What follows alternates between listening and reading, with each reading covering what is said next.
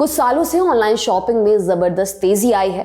कपड़े खरीदने हों या जरूरत का कोई और सामान, दूध, फल, सब्जी के अलावा दवाइयाँ वगैरह भी ऑनलाइन ही ऑर्डर की जाती हैं। अगर आप किसी अपार्टमेंट बिल्डिंग में रहते हैं तो हर दिन आप पाएंगे कि रोजाना किसी न किसी के घर पर कोई ना कोई पार्सल आ ही रहा है। लेकिन क्या आपको पता है इस तरह के पार्सल या कुरियर आपको बुरा फंसा सकते हैं?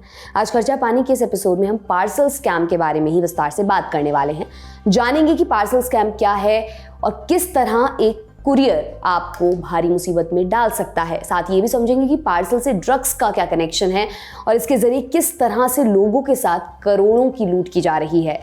इसके अलावा बुलेटिन के आखिरी हिस्से में शेयर मार्केट की ताज़ा अपडेट्स पर भी बात करेंगे। जानेंगे कि सेंसेक्स और निफ्टी ने क्या गुल खिलाया और इससे निवेशकों को संपत्ति में कितना इजाफा हुआ है। नमस्कार, मेरा नाम दिव्यांशी सुमराव है। आप देखना शुरू कर चुके हैं द लंदन टॉप का डेली इकोनॉमिक बुलेटिन खर्चा पानी। 25 नवंबर को मुंबई के कोलाबा में रहने वाले बसंत पाटिल, ये बदला हुआ नाम है, उनके पास एक अज्ञात नंबर से कॉल आती है। कॉल करने वाला व्यक्ति बताता है कि उन्होंने जो पैकेट भेजा है वो डिलीवर नहीं हुआ है। साथ ही उस व्यक्ति ने बसंत का नाम, मोबाइल नंबर और आधार नंबर भी बताया। कहा कि भेजे गए पैकेट में ड्रग्स मिली हैं। पीड़ित को लगा कि उनके नाम और आईडी का मिसयूज हुआ है। बसंत को कॉल करने वाले व्यक्ति ने कहा कि आपको साइबर सेल मुंबई से बात करनी है क्योंकि आपकी आईडी से पैकेट 14 नवंबर को ताइवान के लिए बुक किया गया था। इसमें 100 ग्राम खतरनाक ड्रग्स मिली हैं। मामले को सुलझाने के नाम पर 30 लाख रुपए यहां पर लूट लिए गए। एक और मामला सुनिए। 2 दिसंबर को बेंगलुरु के एक सॉफ्टवेयर इंजीनियर के पास अज्ञात नंबर से कॉल आती है। कॉल करने वाला व्यक्ति खुद को फेडेक्स कुरियर सर्विस कंपनी का मैनेजर बताता है। फोन करने वाला व्यक्ति बताता है कि सॉफ्टवेयर इंजीनियर के नाम से मुंबई सीमा शुल्क द्वारा एक पैकेट जब्त किया गया है। स्कैमर्स ने दावा किया ये पार्सल ताइवान से आया है जिसमें ड्रग्स मिली हैं।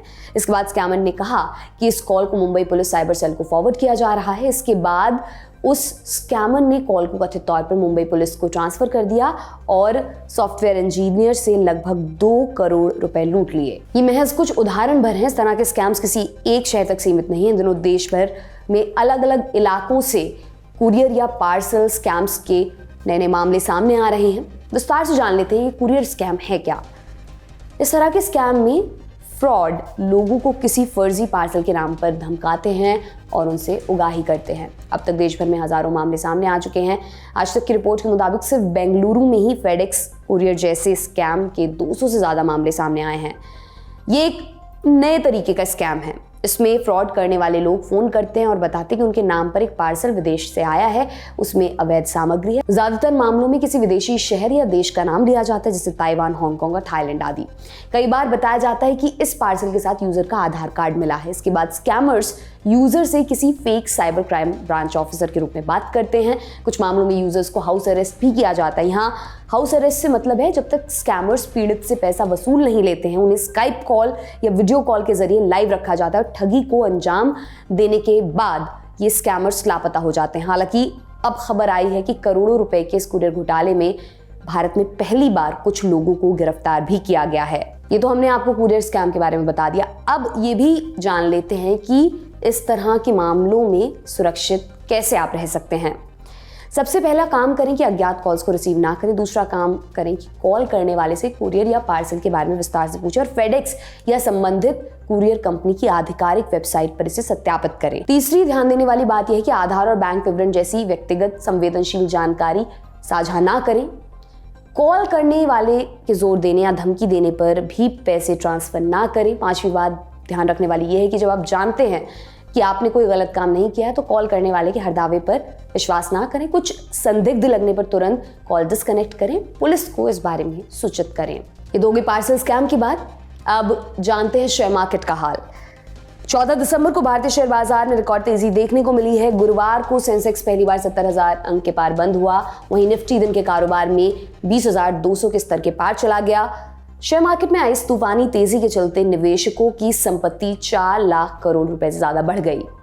अमेरिका के केंद्रीय बैंक फेडरल रिजर्व ने 13 दिसंबर को ऐलान किया कि वह लगातार तीसरी बार ब्याज दरें नहीं बढ़ाएगा।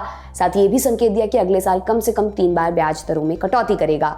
इस वजह से भारतीय शेयर बाजारों में बम्पर तेजी देखने को मिली है। इसके अलावा भारत का औद्योगिक उत्पादन अक्टूबर में 16 महीने में सबसे ज्यादा रहा है, इससे भी बाजार को बूस्ट मिला है। इसके अलावा कच्चे तेल की कीमतों में गिरावट के कारण और विदेशी निवेशक भारतीय बाजार में निवेश बढ़ा रहे हैं। इन वजहों से भी घरेलू शेयर मार्केट बम है। 14 दिसंबर को सेंसेक्स 929 अंकों की तेजी के साथ 70,514 के लेवल पर बंद हुआ। वहीं निफ्टी में भी 256 पॉइंट्स की तेजी रही। ये 21,182 के स्तर पर बंद हुआ। सेंसेक्स के 30 शेयरों में से 23 में तेजी और 7 में गिरावट देखने को मिली है। आईटी और बैंकिंग शेयर्स में सबसे ज्यादा तेजी देखने को मिली।